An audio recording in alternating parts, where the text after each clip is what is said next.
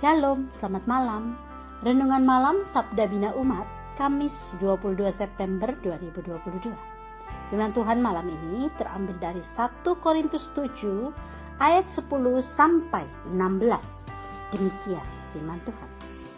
Kepada orang-orang yang telah kawin, bukan aku tetapi Tuhan, perintahkan supaya seorang istri tidak boleh menceraikan suaminya. Dan jikalau ia bercerai, ia harus tetap hidup tanpa suami atau berdamai dengan suaminya. Dan seorang suami tidak boleh menceraikan istrinya. Kepada orang-orang lain bukan Tuhan, katakan, kalau ada seorang saudara beristrikan seorang yang tidak beriman dan perempuan itu mau hidup bersama-sama dengan dia, janganlah saudara itu menceraikan dia. Dan kalau ada seorang istri bersuamikan seorang yang tidak beriman dan laki-laki itu mau hidup bersama-sama dengan dia, janganlah ia menceraikan laki-laki itu. Karena suami yang tidak beriman itu dikuduskan oleh istrinya, dan istri yang tidak beriman itu dikuduskan oleh suaminya.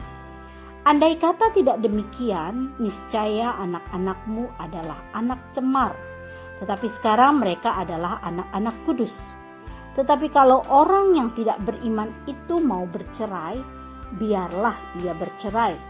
Dalam hal yang demikian, saudara atau saudari tidak terikat. Tetapi Allah memanggil kamu untuk hidup dalam damai sejahtera. Sebab bagaimanakah engkau mengetahui, hai istri, apakah engkau tidak akan menyelamatkan suamimu? Atau bagaimanakah engkau mengetahui, hai suami, apakah engkau tidak akan menyelamatkan istrimu?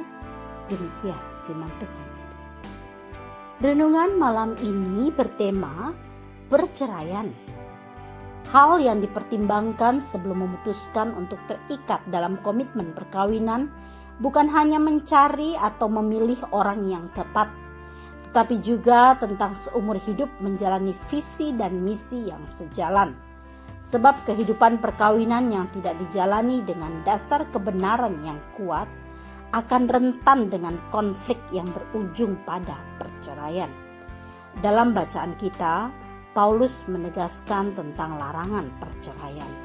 Hal ini sejalan dengan ajaran Yesus dalam Injil Markus 10 ayat 2-12. Paulus juga melarang mereka yang telah bercerai untuk kawin lagi dengan orang lain. Ketegasan ini diperlukan demi memelihara kehidupan moral dan iman jemaat di Korintus. Sebelum mengenal Tuhan Yesus, beberapa dari anggota jemaat telah kawin dan memiliki anak dari perkawinannya.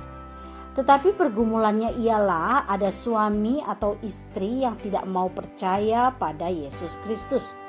Mereka kemudian bercerai, tetapi ada juga yang memilih untuk hidup dalam perkawinan campur. Tentu saja keputusan ini berdampak pada identitas mereka dan anak-anak mereka. Nampaknya ada yang mencap mereka dan anak-anak mereka sebagai suatu kenajisan.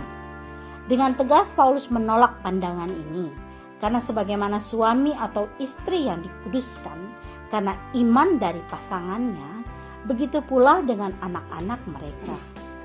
Sebagai jemaat yang hidup dalam budaya dan masa yang berbeda, jemaat Tuhan di masa kini perlu memaknai surat Paulus ini secara khusus. Tuhan tidak memperkenankan perceraian, oleh sebab itu berhati-hatilah dalam memilih pasangan hidup. Kenali calon suami atau istri secara personal dan iman. Hindari perkawinan dengan tidak seiman, karena akan membawa kesulitan di masa mendatang. Terakhir, menerima kehadiran anak-anak dari keluarga yang bercerai dan memberi ruang bagi mereka untuk berkarya dan melayani di tengah masyarakat dan persekutuan gerejanya. Doa malam ini, Tuhan beri kami hikmat dalam memilih pasangan hidup dan menjalani perkawinan dalam rahmat dan terang-Mu. Amin. Demikian renungan malam ini. Selamat beristirahat. Tuhan Yesus memberkati.